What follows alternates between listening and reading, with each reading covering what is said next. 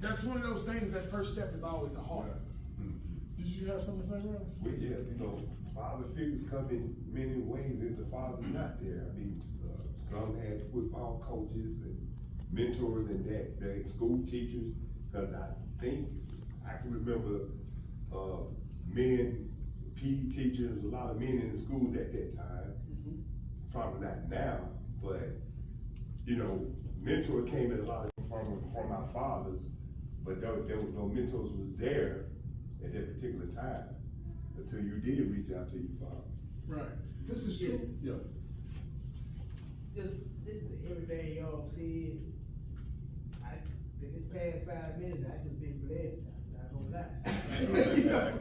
That's so I'm like, you know, when you brought up, you know, your self-worth, you know, it's like that really stuck with me right here, because that's something I think about constantly. So it's like, I know I work, you know, more than what I'm doing. I'm like, I should get paid more. You know what I'm saying? Right. So I felt that. Right. And also with you know, the absence of male figure or father, whatever. When my father was in my life, but he wasn't in my life. I mean, I knew who my father was. You know.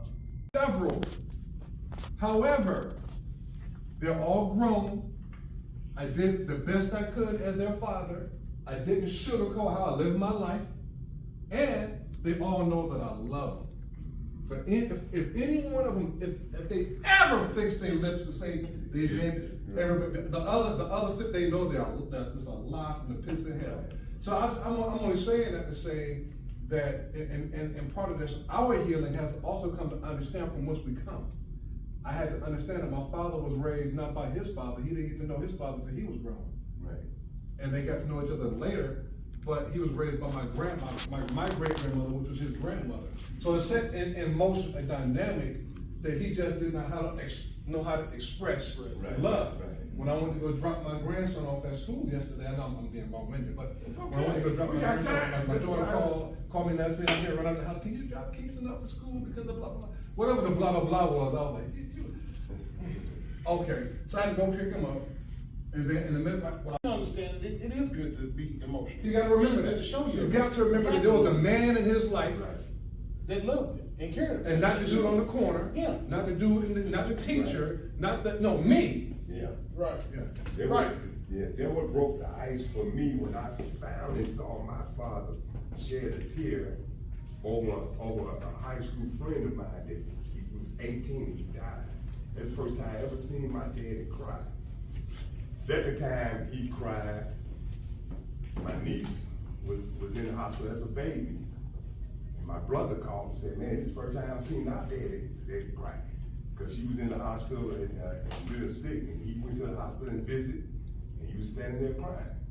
And he never showed any emotion type like that growing up. You know, the only time I can remember as a kid, when he tucked us in the bed, he would kiss us on the forehead. I never heard him say, I love you. But he showed me that when me and my sister, when I was living in Chicago, I came to visit, and we went to visit him. And I'm gonna take it, he missed me so much. I took my hand out to shake his hand. He didn't grab my hand, he grabbed both of us and hugged us. That right there put me on cloud 18, not 9, but 18. Man, it was like, man, I never got this like that from him.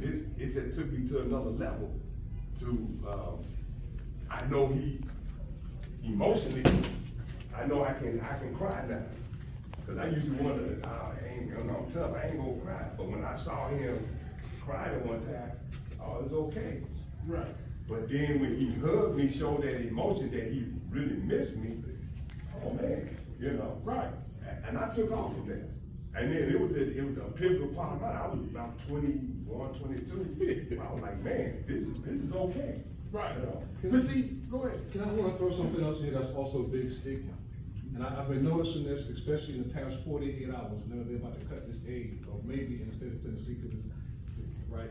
So I want to say this, but I'm saying this because when a woman has kids out of wedlock, and they have more than one, I'm going to use the word co-parent, because I've done a lot of counseling. Yes, co-parent. Right, so we're going to use the word co-parent, right? She's got more than one co-parent. She does not see her kids in most cases as separate. They're all her kids. Right? Now, if a guy has, like I told you, I had some kids I Whitlock, do you know what I had to go through to make sure that my kids were mine, and the hoops and the judges I had to defeat in order to make sure that, yo, these are my kids, I'm not a paycheck? So that's another stigma, and you're starting to see it rise to the top now because with them saying that they want to cut SNAP benefits and some of these other benefits that are taking place. So now men are becoming more of a, we're getting that second look. That's the best way to put it, because if the safety net is gone, then what do you have? Right. You see what I'm saying? And so men are getting another look in terms of how we are providers. Your co-parent, how your co-parent provides, and all the things that go along with that. And so and I'm only saying that to say, because it wasn't until, it took me a long time to sort of deal with how I had lived my life coming out of the military, going to the club, and just a lot of things that I did over the years. But my point here in this is, sometimes you gotta put all the cards on the table, because there are a lot of men who, that is an issue for us. You're not married and you don't have all your kids are not by the same person. And so we take that hit much harder. The word deadbeat, the word, what is it? It's mother, what is it? It's a month, or it's Father's Day, and mothers out here claiming to be fathers. That kind of nonsense. You know what I'm saying? Right. And there's no pushback, there's no speak back against it. And then, lo and behold, you go and you get married. Now, you're into a situation where, does your wife understand how to be a wife? Because of all the things that she's had to deal with in her life. She's had to endure. You see what I'm saying? That is training. That's Either good. the lack thereof from a father or lack thereof from a mother. So there's a lot that we have, and then on top of that, the reason why I'm saying all this, why am I saying all this? Because at the end of the day, the buck always stops with who? The man. The man. It rises with the man and it falls with the man. We get all the glory, all the blame. But in most cases, when it's the glory, if you're married, you got to defer to your wife, right? Right. Well, I wouldn't be here if I didn't have a good woman to push, which is true. But at the same time, it rises and falls on us always. Always. And that's the burden that we carry in life. Especially But we do that. We do defer to them when we do rise. But the second we fall, they gonna tell us we fucked up. I'm gonna be real. You might hear that all along. But you know what I'm saying? But I'm gonna point it out because we're dealing with and Brother Joe and you know, y'all have a great forum here, but at the end of the day, come on. Everything is on the man. I don't care if it's biblical or if it's just being, if you're thought. Because I work a lot. I feel like I probably work too much. I probably take away from my life because I work so much. So I probably give myself more time. Because even on my off days, I'm trying to figure out a way to make $1 if I can. What would you change in your life if you truly believe you were worth love, rest, healing, and joy? Well, that was a point in my life where I was in a place of darkness. I was in a dark place. Okay. You know, and I never forgot this moment where my mom, I was in Atlanta at the time, and my mom, she had come to Atlanta, you know, I got people there, she come by the house or whatever, and she showed up at my place like unannounced, and I had like, you know, Yeah, you had a situation going on. Yeah, you know. But that's mom. And yeah, but Call it in. that situation, what happened, I ain't gonna say I spazzed, but I you know, said some not so nice things to my mom. And she wrote me this letter that I still have to this day, where she talked about how it made her feel and how it hurt her. Okay. You know, and that tore me up, you know. And of course, you know, I apologize for my actions or whatever, but just that having that letter, it's like, and when I look at it, I'm like, man, I can't believe I did that. Right.